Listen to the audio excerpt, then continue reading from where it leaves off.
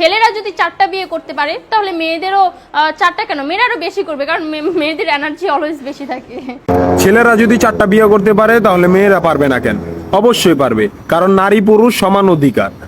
আর যদি একটা কথাই চিন্তা করি তাহলে মেয়েদের চেন কোনো কাজে লাগে না, চেন খুলে মুতার অধিকার তো তাদেরও আছে।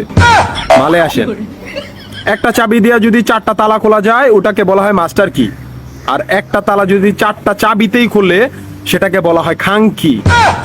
ধরেন আপনি 4টা ইঁদুর পালেন, আপনার কাছে গর্ত আছে একটা, বাহিরে অনেক বৃষ্টি, বুঝেনি তো ওয়েদার ডিমান্ড, এখন 4টা ইঁদুরের একসাথে গর্তে ঢুকতে হবে, তখন আপনি কি করবেন? ধরলাম উপরে নিচে মিলাই আরো 2টা আছে, হ্যাঁ, তাহলে 4 নাম্বার ইঁদুরটা কই যাবো? কানের ফুটা দা না নাকের ফুটা দিয়া? হ্যাঁ, তার মধ্যে মাসের মধ্যে 7 দিন থাকে লকডাউন। আমি মানি, আমি না শুধু সবাই মানে মেয়েদের অনেক পাওয়ার, মেয়েদের অনেক এনার্জি। তাহলে দেশের মধ্যে ঘন ঘন লোডশেডিং হয় কেন? আমার মাথায় কোনোভাবেই ঢোকে না। একটা ছেলে যদি 4টা বিয়ে করে, 4টা ঘরে যদি 10টা সন্তান থাকে, তারপরও বাপের নামে একটাই থাকবো।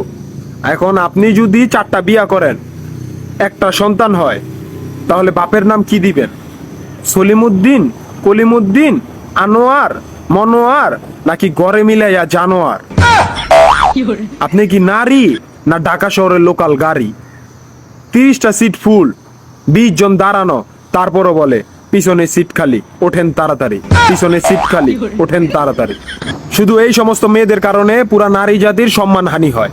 আমাদের উচিত সিটি কর্পোরেশনের কুত্তা মারার ইঞ্জেকশন দিয়া এদেরকে মেরে ফেলা, যাতে এদের জন্য অন্য কোনো মেয়েদের কেউ খারাপ নজরে না দেখে। মারানি কোনানকার।